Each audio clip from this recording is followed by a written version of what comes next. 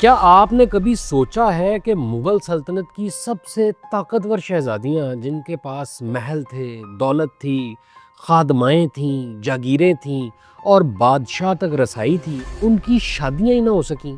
یہ وہ عورتیں تھیں جن کے نام پر بازار آباد ہوئے، جہاز سمندروں میں چلے، مسجدیں بنی، حکم نامے جاری ہوئے اور دربار کے فیصلے بدل گئے۔ لیکن ان کی اپنی زندگی میں ایک عجیب خاموشی تھی۔ نہ بارات آئی، نہ نکاح ہوا، نہ کوئی شاہی شادی، نہ کوئی خاندان۔ یہ شہزادیاں مغل سلطنت کی عام عورتیں نہیں تھیں، یہ تخت کے اتنے قریب تھیں کہ ان کی ایک بات بادشاہ کے فیصلے پر اثر ڈال سکتی تھی۔ تو دیکھنے والی بات یہ ہے کہ آخر وہ کون سا خوف تھا جس نے دنیا کی سب سے طاقتور مغل سلطنت کو اپنی ہی شہزادیوں کی شادیوں سے ڈرا دیا تھا؟ کیا یہ روایت تھی؟ کیا یہ سیاست تھی؟ یا تخت کے پیچھے کوئی سیکرٹ چھپا تھا؟ اب اگر تاریخ کے اوراق پلٹے تو پتہ چلتا ہے کہ مغل سلطنت کی بنیاد رکھنے والے بابر اور ہمایوں کے دور میں شہزادیوں کی شادیاں ایک عام سی بات تھی، لیکن حیرت انگیز طور پر جیسے جیسے یہ سلطنت اپنے عروج کی طرف بڑھی اور دہلی کا تخت طاقتور ہوا، ویسے ویسے اس تخت نے اپنی ہی بیٹیوں کی زندگیاں نگلنا شروع کر دیں۔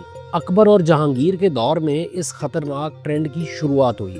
اکبر نے مکمل پابندی تو نہیں لگائی، لیکن رشتوں کے معیار میں اتنی سختیاں پیدا کر دیں کہ اکبر کی بیٹی آرام بانو اور پھر جہانگیر کی سب سے بڑی بیٹی سلطان النساء بیگم تا حیات غیر شادی شدہ رہیں۔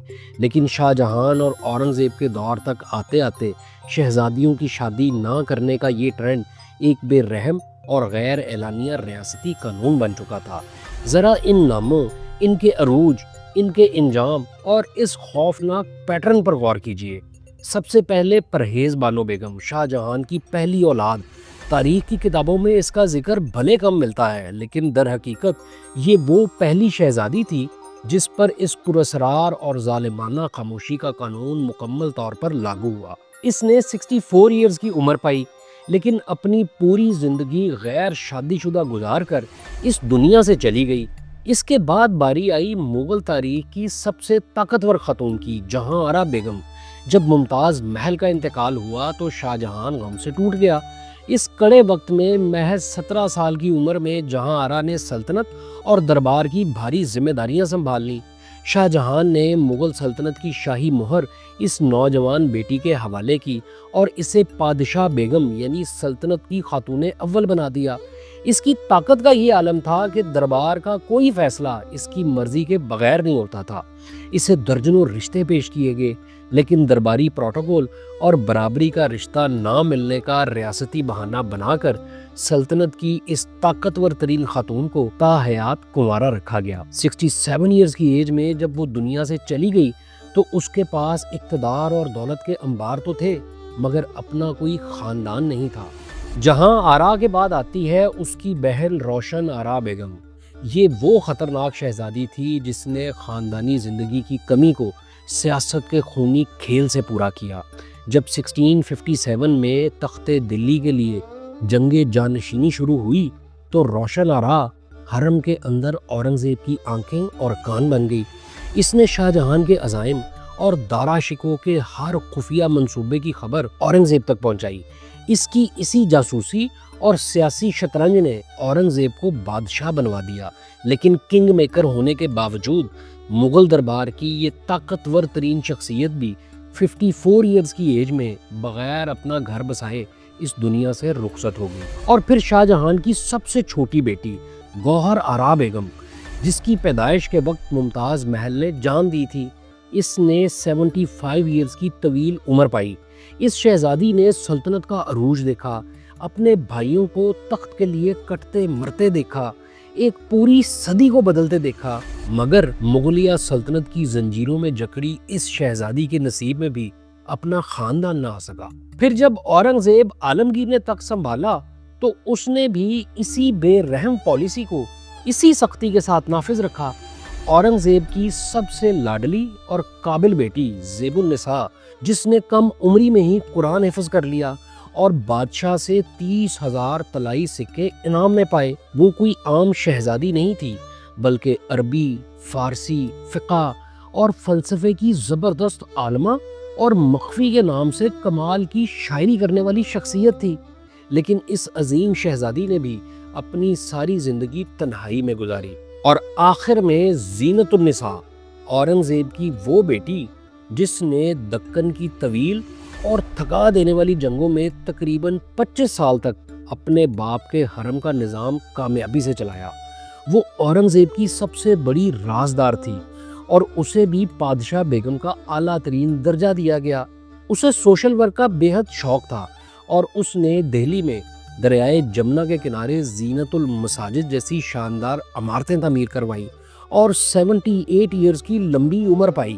لیکن تخت کی اس وفادار بیٹی کے ہاتھ بھی کبھی پیلے نہیں ہوئے۔ ذرا سوچئے، 54 سے لے کر 78 ایئرز تک کی طویل زندگیاں، علم، ادب، سیاست اور بے پناہ دولت کی مالکن یہ عورتیں، لیکن انجام سب کا بالکل ایک جیسا۔ ایک کے بعد ایک مغل دربار کی ہر شہزادی کا اس طرح تنہا مر جانا اس بات کا چیختا ہوا ثبوت تھا کہ یہ محض برابری کے رشتے نہ ملنے کا مسئلہ نہیں تھا، تو پھر یہ پابندی لگائی کس نے تھی؟ تاریخ کی بہت سی سنی سنائی کہانیوں اور خاص طور پر اٹالین سیاح نکولاؤ منوچی کے حوالے سے یہ بات مشہور کر دی گئی کہ شہزادیوں کو کنوارا رکھنے کا یہ سخت ریاستی قانون دراصل شہنشاہ ہند جلال الدین محمد اکبر نے بنایا تھا۔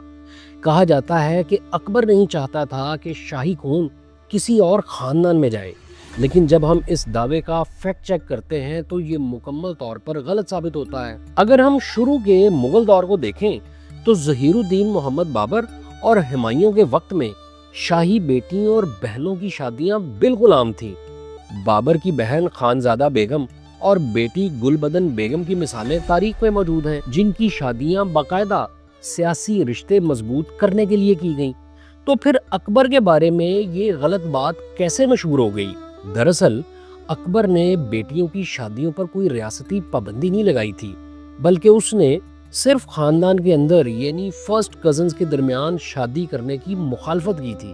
تو پھر سوال یہ پیدا ہوتا ہے کہ جب بابر، ہمایوں اور اکبر کے دور تک شادیاں باقاعدہ ہو رہی تھیں، تو پھر اچانک شاہ جہان کے دور میں ایسا کیا طوفان آیا کہ مغل دربار کے دروازے شہزادیوں کے رشتوں کے لیے ہمیشہ کے لیے بند ہو گئے؟ شاہ جہان اور پھر اس کے بعد اورنگزیب کو آخر کس چیز سے ڈر لگنے لگا تھا؟ اس ڈر کی وجہ کوئی مذہبی مجبوری یا خاندانی رسم نہیں تھی، بلکہ یہ ایک ایسا خوفناک سیاسی خطرہ تھا جو بادشاہ کو سیدھا اپنے تخت کی طرف بڑھتا ہوا محسوس ہو رہا تھا، اور وہ خطرہ کوئی بیرونی دشمن نہیں بلکہ ایک طاقتور داماد تھا۔ دراصل مغل سلطنت کے پورے ریاستی ڈھانچے میں ایک بہت بڑی اور خطرناک خامی موجود تھی۔ یہاں جانشینی کا کوئی ایک پکا اصول یا قانون نہیں تھا۔ دنیا کی دوسری سلطنتوں میں عموماً بادشاہ کے بعد اس کا سب سے بڑا بیٹا خود بخود تخت پر بیٹھ جاتا تھا، لیکن مغل دربار کا قانون بالکل مختلف تھا۔ یہاں تخت اس کا ہوتا تھا جس کی تلوار میں سب سے زیادہ دم ہوتا تھا، اور یہ ہمارا اپنا کوئی اندازہ یا کہانی نہیں ہے۔ روبی لال اور ایرا مکھوٹی جیسے بڑے ریسرچرز یہ بات ثابت کر چکے ہیں کہ شہزادیوں کو کنوارا رکھنا کوئی خاندانی رسم نہیں تھی، بلکہ یہ اپنا تخت اور پاور بچانے کا ایک بے رحم سیاسی ہتھیار تھا۔ اسے یوں سمجھے کہ ایک ایسے خونی ماحول میں جہاں سگے بھائی جان کے دشمن ہوں، اگر کسی طاقتور مغل شہزادی کی شادی کسی بڑے نواب یا جرنیل سے کر دی جاتی تو کیا ہوتا؟ شادی کے فوراً بعد وہ داماد طاقت کے اس کھیل کا ایک بڑا مہرہ بن جاتا، وہ سیدھا شاہی خاندان اور تخت کے قریب آ جاتا، اور پھر کل کو اس داماد کا بیٹا یعنی بادشاہ کا نواسا دلی کے تخت کا ایک نیا دعوے دار بن کر کھڑا ہو سکتا تھا۔ مغل دربار میں پہلے ہی تورانی، ایرانی اور راجپوت امیروں کے بیچ پاور کی زبردست کھینچا تانی چل رہی تھی۔ اگر کسی شہزادی کی شادی ان میں سے کسی ایک گروپ کے سردار سے ہو جاتی تو دربار میں طاقت کا سارا بیلنس بگڑ جاتا اور اندرونی بغاوتیں شروع ہو سکتی تھیں۔ ہسٹورین سوما مکھرجی اور باقی ریسرچرز بتاتے ہیں کہ شاہ جہان اس خطرے کو بہت اچھی طرح سمجھتا تھا۔ وہ جانتا تھا کہ مستقبل کے دشمنوں کو پیدا ہونے سے پہلے ہی روکنا ہوگا، اس لیے اپنے تخت کو بچانے کے لیے اس نے شاہی خون کو قلعوں کی اونچی دیواروں سے باہر جانے ہی نہیں دیا۔ لیکن یہاں مغل تاریخ کا ایک انتہائی عجیب اور دوگلا سچ چھپا ہے۔ جب مغل طاقتور تھے اور عروج پر تھے تو انہوں نے اپنا غرور اور تخت بچانے کے لیے اپنی بیٹیوں کو کنوارا مار دیا۔ لیکن اورنگزیب کی موت کے بعد جب مغلوں کی تلواروں کو زنگ لگ گیا اور تخت ہلنے لگا تو انہی کمزور مغل بادشاہوں نے اپنی جانیں بچانے اور طاقتور دشمنوں کو راضی کرنے کے لیے مجبور ہو کر اپنی بیٹیوں کی شادیاں راجپوتوں اور علاقائی نوابوں سے کرنا شروع کر دی۔ شہنشاہ فروخ شیر کی مثال تاریخ میں موجود ہے، جسے اپنا تخت بچانے کے لیے مجبوری میں اپنی بیٹی اندرا کنور کی شادی مارواڑ کے مہاراجا اجیت سنگھ سے کرنی پڑی۔ یعنی تاریخ کا کیسا سفاک مذاق ہے کہ مغل دربار میں بیٹی کی تنہائی بھی تخت کے لیے تھی اور بیٹی کی شادی بھی تخت کے لیے۔ لیکن ریاست نے ان سے خاندانی زندگی چھیننے کی ایک خاموش قیمت بھی ادا کی، ایک ایسی قیمت جس کا آج تصور کرنا بھی مشکل ہے۔ مغل ریاست نے ان شہزادیوں کو محلات کے کسی اندھیرے کونے میں قید نہیں کیا تھا، بلکہ اس قربانی کے بدلے ان کے ہاتھ میں ایک ایسے محکمے کا پورا کنٹرول دے دیا جسے اگر ہم آج کی زبان میں سمجھیں تو وہ مغل ریاست کا سب سے بڑا کارپوریٹ ہیڈ کوارٹر تھا، اور عام لوگ اسے مغل حرم کہتے تھے۔ دراصل مغل حرم محض عیاشی یا تفریح کی جگہ نہیں تھا، بلکہ ایک باقاعدہ اور مضبوط ریاستی ادارہ تھا۔ اس کا اپنا ایک بجٹ تھا اور پورا سسٹم چلانے کے لیے باقاعدہ افسر رکھے جاتے تھے۔ تخت نے ان شہزادیوں سے ان کا خاندان تو چھین لیا، لیکن انہیں اس معاشی سلطنت کا بے تاج بادشاہ بنا دیا۔ اس کی سب سے بڑی مثال شاہ جہان کی بیٹی جہاں آرا بیگم ہے۔ جہاں آرا اپنے وقت کی امیر ترین عورتوں میں سے ایک تھی۔ شاہ جہان نے مغل سلطنت کی سب سے زیادہ کمانے والی اور مصروف ترین بندرگاہ سورت کی ساری کسٹم انکم جہاں آرا کے نام کر دی تھی، اور بات صرف جاگیروں تک نہیں رکی، وہ باقاعدہ انٹرنیشنل ٹریڈ کرتی تھی۔ اس کا اپنا ایک ذاتی بحری جہاز تھا جو غیر ملکی سمندروں میں جا کر باقاعدہ تجارت کرتا تھا۔ ہسٹورینز کے مطابق اس کی سالانہ آمدنی تقریباً 30 لاکھ روپے تھی، جو اس دور کے لحاظ سے ایک ناقابل یقین رقم تھی۔ بے پناہ دولت، طاقت اور جوانی، لیکن ریاست کی پالیسی کی وجہ سے زندگی میں کوئی جیون ساتھی نہیں۔ اس پراسرار خاموشی نے دربار سے باہر کھڑے غیر ملکی سیاحوں کو ایک بہترین مسئلہ دے دیا۔ جب یہ یورپی سیاح ہندوستان آئے تو انہوں نے بازاروں اور جنگوں کا حال تو کافی حد تک درست لکھا، لیکن جب بات مغل حرم کی آئی تو سچ یہ ہے کہ کسی بھی غیر ملکی مرد کا حرم کے اندر جانا بالکل ناممکن تھا۔ ان بند دروازوں کا فائدہ اٹھا کر ان سیاحوں نے یورپ واپس جا کر اپنی کتابوں کو بیسٹ سیلر بنانے کے لیے ان شہزادیوں کی تنہائی کو جھوٹی اور شرمناک افواہوں میں بدل دیا۔ ان میں سب سے آگے تھا فرینچ ڈاکٹر اور سیاح برنر۔ اس نے سلطنت کی خاتون اول جہاں آرا بیگم کے کردار پر کیچڑ اچھالنے میں کوئی کسر نہیں چھوڑی۔ برنر نے اپنی کتاب میں شاہ جہان اور جہاں آرا کے حوالے سے اتنے غیر اخلاقی الزامات لگائے جنہیں بیان کرنا بھی مناسب نہیں۔ اس نے یہ من گھڑت کہانی بھی گھڑی کہ جہاں آرا حرم میں خفیہ طور پر مردوں کو بلواتی تھی، لیکن آج کے ہسٹورینز اور یہاں تک کہ اسی دور کے ایک اور اٹیلین سیاح نکولاؤ منوچی نے برنر کے ان تمام غلیظ داموں کو سختی سے ریجیکٹ کیا ہے۔ منوچی نے اپنی تحریروں میں صاف لکھا ہے کہ یہ برنر کے ذہن کی خرافات اور محض بازاروں میں اڑنے والی افواہیں تھیں جن کا حقیقت سے کوئی تعلق نہیں تھا۔ دراصل برنر کی کہانیاں یورپ میں ہندوستان کے بارے میں عجیب و غریب قصے بیچنے کی ایک ڈھونڈی کوشش تھی۔ تو پھر ان غیر شادی شدہ شہزادیوں کی اصل زندگی کیسی تھی؟ حقیقت یہ ہے کہ انہوں نے خاندانی زندگی کی کمی اور اس طویل تنہائی کا علاج عیاشیوں میں نہیں بلکہ علم، تصوف اور سوشل ورک میں ڈھونڈا۔ جہاں آرا دراصل تصوف کی طرف مائل ایک پاک باز عورت تھی جس نے صوفیزم کے مسائل پر ایک باقاعدہ کتاب تحریر کی۔ لیکن اگر آپ کو لگتا ہے کہ یہ شہزادیاں خاندانی زندگی سے محروم ہو کر صرف درویش یا گوشہ نشین عورتیں بن کر رہ گئی تھیں تو یہ بھی تاریخ کا پورا سچ نہیں ہے۔ ریاست نے ان سے شادی کا حق تو چھینا تھا، مگر ان کی رگوں میں دوڑتے مغل خون اور سیاست کا کھیل کھیلنے کی صلاحیت کو نہیں چھین سکی تھی۔ یورپین سیاح اور لوکل قصہ گوؤں نے جن شہزادیوں کی کردار کشی کی دراصل ان عورتوں کا جرم کوئی سکینڈل یا چھپا ہوا عشق نہیں تھا، ان کا اصل جرم یہ تھا کہ وہ اس دور میں اتنی طاقتور ہو چکی تھیں جتنا اس وقت کے معاشرے کے لیے ہضم کرنا ممکن نہیں تھا، اور جب تخت دلی کے لیے تلواریں نکلتی تو یہ صوفی مزاج شہزادیاں ثابت کرتی کہ سیاست کے کھیل میں وہ کسی بھی مغل شہزادے سے کم نہیں ہے۔ جہاں آرا کے بعد افواہوں کا اگلا نشانہ بنی اورنگزیب کی بادشاہ گھر بہن روشن آرا بیگم۔ بازاروں میں یہ کہانیاں ہونے لگیں کہ وہ رات کے اندھیرے میں غیر مردوں کو اپنے محل میں لاتی ہے، اور ایک بار پکڑے جانے پر اورنگزیب نے اسے چپ چاپ زہر دلوا کر مروا دیا، جبکہ تاریخی سچائی اس سے بالکل مختلف ہے۔ روشن آرا اپنے آخری دنوں میں کسی رومانٹک سکینڈل کی وجہ سے نہیں بلکہ بدعنوانی، رشوت اور حد سے زیادہ دولت اکٹھی کرنے کی وجہ سے اورنگزیب کی نظروں سے گر گئی تھی۔ اور پھر مغل تاریخ کی سب سے بڑی اور مشہور افواہ جوڑی گئی اورنگزیب کی لاڈلی بیٹی زیب النساء کے ساتھ۔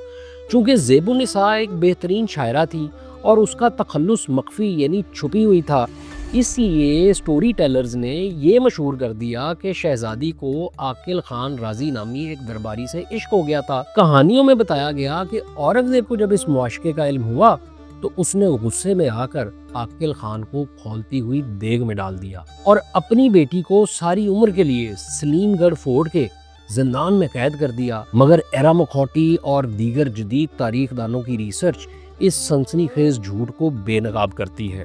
مستند تاریخی دستاویزات بتاتی ہیں کہ زیب النساء کی قید کی وجہ عشق نہیں تھا بلکہ خالصتاً سیاسی غداری کا معاملہ تھا۔ ہوا کچھ یوں کہ 1681 میں اورنگزیب کے چھوٹے بیٹے شہزادہ محمد اکبر نے راجپوتوں کے ساتھ مل کر اپنے ہی باپ کے خلاف بغاوت کر دی۔ زیب النساء کا اپنے اس چھوٹے بھائی سے گہرا جذباتی لگاؤ تھا۔ تاریخ بتاتی ہے کہ اس نے اس بغاوت میں مبینہ طور پر اپنے بھائی کا چھپ کر ساتھ دیا اور اسے خفیہ خطوط لکھے۔ جب اورنگزیب کے ہاتھ یہ خطوط لگے اور اسے اس غداری کا علم ہوا تو تخت کے دفاع نے باپ کی محبت کو کچل کر رکھ دیا۔ اورنگزیب کا غصہ اس قدر شدید تھا کہ اس نے فوراً اپنی اس سب سے چہیتی بیٹی کی تمام جائیداد، جاگیریں اور سالانہ وظائف ضبط کر لیے، اور پھر زیب النساء کو بھی دہلی کے سلیم گڑھ فورٹ میں قید کر دیا گیا۔